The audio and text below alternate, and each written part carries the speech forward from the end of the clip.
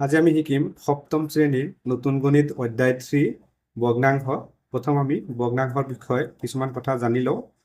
ভগ্নাংশ হৈছে এটা সম্পূৰ্ণ বস্তুক সমান অংশত ভাগ কৰিলে পোৱা অংশক বুজাবলৈ ব্যৱহাৰ কৰা সংখ্যা। এটা উদাহৰণৰ সহায়ত বুজাৰ কাৰণে চেষ্টা কৰোঁ। যেনে এটা পিঠা 4টা সমান ভাগ কৰিলে তাৰ এটা ভাগ লিখা হয় 1/4। এটা পিঠা কি কৰিলে সমানে সমানে ভাগ কৰিলে তাৰ এটা ভাগ লিখাৰ কাৰণে কি লিখে 1/4 নাইবা 4/1। এতিয়া ভগ্নাংশৰ অংশসমূহৰ বিষয়ে কিছুমান কথা জানি লওঁ। যেনে মই লিখিলো a/b। এতিয়া এটোক ক'ব লব আৰু এই বিটোক ক'ব হৰ।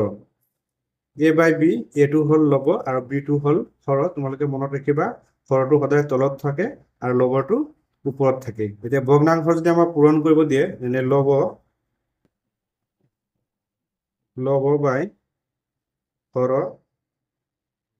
ইনটু লব বাই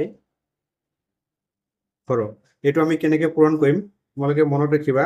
এই লবৰ লগত লব পূৰণ কৰিম, হৰৰ লগত হৰ পূৰণ কৰি দিম। তাৰমানে এইটো এনেকে লিখিম হৰ পূৰণ হৰ আৰু ওপৰত হ'ব লব পূৰণ লব। তাৰমানে ভগ্নাংশ পূৰণ কৰাৰ ক্ষেত্ৰত আমাৰ এটা বস্তু মনত ৰাখিব লাগিব যে লবৰ লগত লব পূৰণ কৰি দিম আৰু হৰৰ লগত হৰ পূৰণ কৰি দিম। আৰু এটা উদাহৰণ চাইছো, মই যেনে লিখিলো a/b ইনটু c/d। এতিয়া এটো হল লব, বিটো হল হৰ, ইয়াৰ চিটো হল লব আৰু ডিটো হল হৰ। এইটো পূৰণ কৰিম কেনেকে? আমি কি পাইছো যে লব লব পূৰণ কৰি দিম, লব পূৰণ লব আৰু ডিভাইড কি হ'ব হৰ পূৰণ হৰ। এতিয়া লব লব পূৰণ কৰি দিম, a পূৰণ c, a পূৰণ c আৰু তলত হ'ব b পূৰণ d। এতিয়া আমি কি কৰিলো লবৰ লগত লব পূৰণ কৰি দিলো আৰু হৰৰ লগত হৰ পূৰণ কৰি দিলো। ভগ্নাংশৰ পূৰণবোৰ এনেকে কৰা হয়। ভগ্নাংশৰ পূৰণ কেনেকে কৰে এটা উদাহৰণৰ সহায়ত চাওক। উদাহৰণ 1ত আছে পূৰণফল উলিওৱা। a নম্বৰত আছে 1/6 ইনটু 1/5। মই ইয়াত লিখি লৈছো। ইয়াৰ সলিউশন কেনেকে কৰিম চোৱা। প্ৰথম সলিউশনটো লিখি লোৱা। মই এটা শাৰীটো লিখি লৈছো 1/6 ইনটু আছে 1/5। ইয়াৰ ওপৰটো হল লব আৰু তলৰটো হল হৰ। এনেকুৱা পূৰণ থাকিলে আমি কি পাইছো লবৰ লগত লব পূৰণ কৰি দিম আৰু হৰৰ লগত হৰ পূৰণ কৰি দিম। হৰ এইটো হল হৰ, এইটো হল হৰ, হৰ হৰ পূৰণ কৰি দিম 6 ইনটু 5 আৰু লবৰ লগত লব পূৰণ কৰি দিম। এতিয়া 1ৰ লগত 1 পূৰণ কৰিলে কি পাম আমি 1 পাম। আকৌ 6ৰ লগত 5 পূৰণ কৰিলে পাম আমি 13। এইটো হল ভগ্নাংশৰ পূৰণ। এতিয়া বি নম্বৰটো আছে, বি নম্বৰত আছে 3/5 ইনটু 7/2। এইটো একেই হ'ব, লব লব পূৰণ কৰি দিম আৰু হৰ হৰ পূৰণ কৰি দিম। 5 ইনটু 2, 3 ইনটু 7। এতিয়া 5 ইনটু 2 পূৰণ কৰিলে পাম আমি 10 আৰু 3 ইনটু 7 পূৰণ কৰিলে পাম আমি 21। কটাকটি গ'লে কটাকটি কৰি দিম, যেহেতু এইটো কটাকটি নাযায়। এইটো হ'ব বি নম্বৰৰ এনচাৰ। এতিয়া পৰীক্ষা অহা 3.1ৰ প্ৰশ্নবোৰ আমি সমাধান কৰিম। পৰীক্ষা অহা 3.1ৰ 1 নম্বৰত আছে 100 পৃষ্ঠাৰ এখন চুটিগল্প কিতাপৰ 5 ভাগৰ 3 অংশ ৰীতাই পঢ়িলে। ৰীতাই কিতাপখনৰ কিমান পৃষ্ঠা পঢ়িলে? তাৰমানে ইয়াত কি কৈছে, এটা চুটি গল্পৰ কিতাপ আছিলে, কিতাপখনৰ কি আছিলে 100 পেজ আছিলে। এই 100 পেজৰ ভিতৰত 5 ভাগৰ 3 অংশ ৰীতাই পঢ়িলে। এতিয়া ৰীতাই কিমানখন পৃষ্ঠা পঢ়িলে সেইটো আমাৰ উলিয়াব লাগে। 100 পৃষ্ঠাৰ এখন চুটি গল্প, ইয়াত ৰ আছে, ৰ মানে হয় পূৰণ। 1 নম্বৰ সলিউশনটো লিখি লওঁ। কি আছে 100, ৰ মানে হল পূৰণ, কি আছে 5 ভাগৰ 3, 5 ভাগৰ 3। এতিয়া এইটো হল লব আৰু তলৰটো হল হৰ। এই যে 100 আছে, 100ৰ তলত কি আছে 1 এটা আছে, 100ৰ তলত 1 এটা আছে।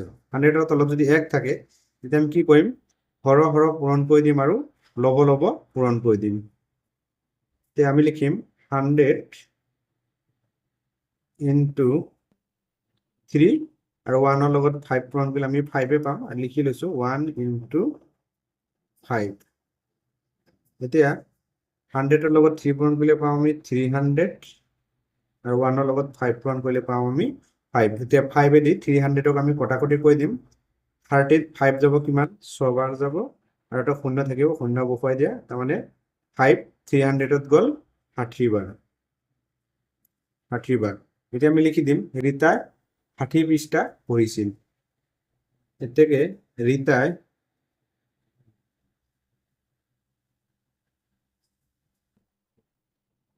ৰীতাই 60 পৃষ্ঠা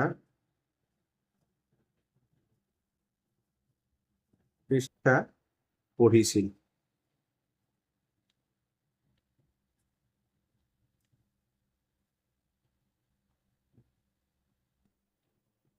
এটো হল 1 নম্বৰৰ এনসাৰ এই 1 নম্বৰটো বেলেগ এটা মেথডতো কৰিব পাৰি হেতু মই কৈ দিছো ইয়াত কি আছে 100 into 3/5 আছে এটা চোৱা এই 100 ৰ তলত কি আছে 1 আছে তাৰ মানে 100 টো হল লব এটো যদি কটাকটি আমি কটাকটি কৰিব পাৰিম বুলি কৈছিলো এটা 5 100 ত কেইবাৰ যাব 10 ৰ ভিতৰত যাব দুবাৰ শূন্য আছে বহাই দিও তাৰ মানে 20 বাৰ যাব তাৰপিছত থাকিব কিমান আমাৰ 20 into 3 কিমান পাম 60 ইয়াতো লিখি দিব পৰা এতেকে ৰীতা 60 পৃষ্ঠা পঢ়িছিল এতেকে ৰীতাই 60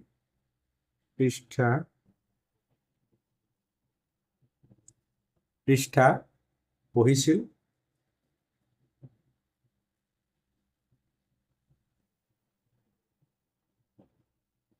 ৰীতা 60 পৃষ্ঠা পঢ়িছিল তোমালোকে এটো কৰিলেও হ'ব যিকোনো এটা কৰিলে হৈ যাব তোমালোকৰ 2 নম্বৰত আছে এখন সৰু গাঁৱৰ জনসংখ্যা 200 গৰাকী তাৰে 5 ভাগৰ 2 অংশ মহিলা হলে গাঁওখনৰ মুঠ মহিলাৰ সংখ্যা কিমান হ'ব এটো আমি পূৰণ কৰি দিব লাগিব 200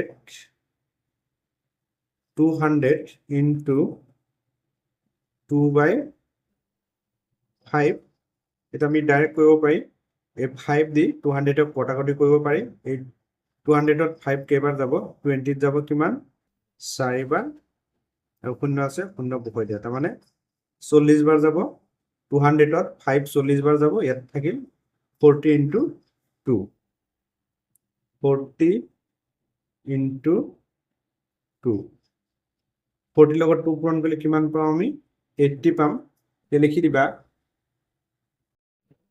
শেষত এনেকে লিখি দিবা গাঁওখনৰ মুঠ মহিলাৰ সংখ্যা সমান 80 জন এটো হল 2 নম্বৰ প্ৰশ্নৰ এনসাৰ 3 নম্বৰত আছে এজন মানুহৰ হাতত 500 টকা আছিল তাৰে 1 দশমাংশ তেও বাস ভাড়া দিলে তেও হাতত কিমান টকা বাকি থাকিল তাৰমানে কি কৈছে এজন মানুহৰ হাতত মুঠ পইচা আছিল কিমান 500 তাৰে 1 দশমাংশ তাৰমানে 1 ভাগৰ 10 অংশ তেও কি কৰিলে বাস ভাড়া দিলে তেওৰ হাতত মুঠ কিমান টকা থাকিল এতিয়া আমি লিখিম মুঠ টকাৰ পৰিমাণ কিমান আছিল 500 3 নম্বৰ সলিউশন মুঠ টকাৰ পৰিমাণ মুঠ টকাৰ পৰিমাণ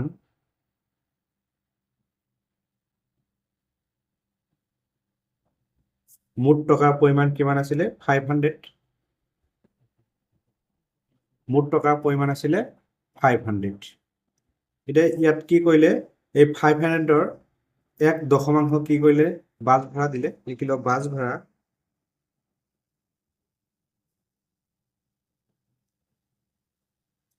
ভাড়া দিলে এই টকাৰে 1 দশমাংশ তাৰ মানে 500 ৰ মানে পূৰণ ইনটু 1/10 কটাকটি কৰি দিও এই শূন্য কাটি দিও ইয়াত থাকিল 50 into 1 তে 50 লগত আমি 1 পূৰণ কৰিলে কিমান পাম 50 পাম এতিয়া মানুহজনৰ হাতত কিমান টকা থাকিলে সেইটো আমি উলিয়াব লাগে তেওঁৰ হাতত মুঠ টকা আছিল কিমান 500 আৰু বাছ ভৰা দিলে কিমান 50 টকা এতিয়া 500 পৰা 50 টকা মাইনাস কৰি দিম দেখিম এতেকে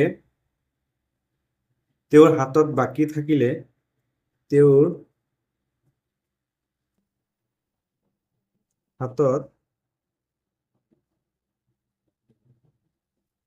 হাতত বাকি থাকিলে বা বাকি থকা টকাৰ পৰিমাণ বাকি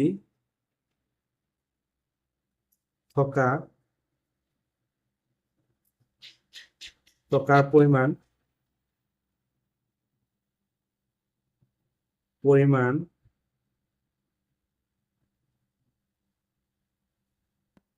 বাকি থকা টকাৰ পৰিমাণ আমি কি লিখিম 500 মুঠ টকা কিমান আছিল 500 আছিল 500 minus 50 টকা এটা 500 পৰা যদি আমি 50 মাইনাস কৰি দিও কিমান পাম 450 টকা এটো হল 3 নম্বৰ প্ৰশ্নৰ এনসাৰ 4 নম্বৰত আছে মান নিৰ্ণয় কৰা 1/4 into 2/3 ইয়াৰ মান নিৰ্ণয় কৰিম কেনেকৈ কৰিম চাই লোৱা 4 নম্বৰত আছে মান নিৰ্ণয় কৰা তাৰ 8 আছে 1/4 into 2/3 ইয়াৰ মান নিৰ্ণয় কৰিব লাগে প্ৰথম মই লিখি লৈছো 1/4 into 2/3 আগত আমি পাইছো যে ভগ্নাংশৰ পূৰণফল আমি এই হৰ পূৰণ কৰি দিম আৰু লব পূৰণ কৰি দিম এতিয়া হৰ কিমান আছে 4 into 3 আৰু লব আছে কিমান 1 into 2 4 ৰ লগত 3 পূৰণ কৰিলে পাম আমি 12 আৰু 1 ৰ লগত 2 পূৰণ কৰিলে পাম আমি 2 এতিয়া এই 2 যাব 2 এবাৰ 2 যাব 12 কিমান 6 বাৰ কিমান পালো 1/6 এটো হল এ নম্বৰৰ এনসাৰ এটা বি নম্বৰটো চাও বি নম্বৰত আছে 2/3 into 4/5 প্ৰথম মই লিখি লৈছো 2/3 into 4/5 আমি এবাৰ কি কৰিম হৰৰ লগত হৰ পূৰণ কৰি দিম আৰু লবৰ লগত লব পূৰণ কৰি দিম হৰ কিমান আছে 3 ইয়াৰ হৰ আছে 5 ইয়াৰ লব আছে 2 into ইয়াৰ লব আছে 4 তো পূৰণ কৰি দিয়া 3 into 5 পূৰণ কৰিলে পাম আমি 15 2 into 4 পূৰণ কৰিলে পাম আমি 8 বি নম্বৰত পালো 8/15 8ক আমি 2 ৰে কাটিব পাৰি আৰু 15ক আমি 3 ৰে কাটিব পাৰি কিন্তু এনেকুৱা হলে তোমালোকে কটাকটি নকৰিবা যিকোনো এটা সংখ্যা যদি কাটিব পাৰি তেতিয়াহে কাটিবা কাৰণ 8ক 2 ৰে কাটিব পাৰি 15ক 3 ৰে কাটিব পাৰি তেনেকৈ কাটি থৈ দিলে এনসাৰ নহব গতিকে ইয়াৰ এনসাৰ হ'ব 8/15 যেহেতু এটা সংখ্যাৰে কটাকটি না যায় সি নম্বৰত আছে 7 into 4/3 প্ৰথম মই লিখি লৈছো 7 into 4/3 এই 7 এর তলত কি আছে 1 এটা আছে 7 এর তলত কি আছে 1 এটা আছে এবাৰ আমি কি কৰিম হৰ পূৰণ কৰি দিম আৰু লব পূৰণ কৰি দিম ইয়াৰ হৰ হল 1 into 3 আৰু এটো হল 7 into 4 3 লগত যদি 1 পূৰণ কৰি দিও আমি কি পাম 3 পাম আৰু 7 ৰ লগত 4 পূৰণ কৰিলে পাম আমি 28 এটো কটাকটি না যায় গতিকে সি নম্বৰৰ এনসাৰ হ'ব 28/3 ডি নম্বৰত আছে 3/7 into 5 প্ৰথম মই লিখি লৈছো 3/7 into 5 এটা এই 5 ৰ তলত কি আছে 1 এটা আছে আমি হৰ পূৰণ কৰি দিম আৰু লব পূৰণ কৰি দিম 7 ৰ লগত পূৰণ হ'ব 1 আৰু 3 ৰ লগত পূৰণ হ'ব 5 এতিয়া 7 ৰ লগত 1 পূৰণ কৰিলে আমি 7 পাম 3 ৰ লগত 5 পূৰণ কৰিলে আমি 15 পাম এটো আমাৰ কটাকটি না যায় গতিকে ডি নম্বৰ এনসাৰ হ'ব 15/7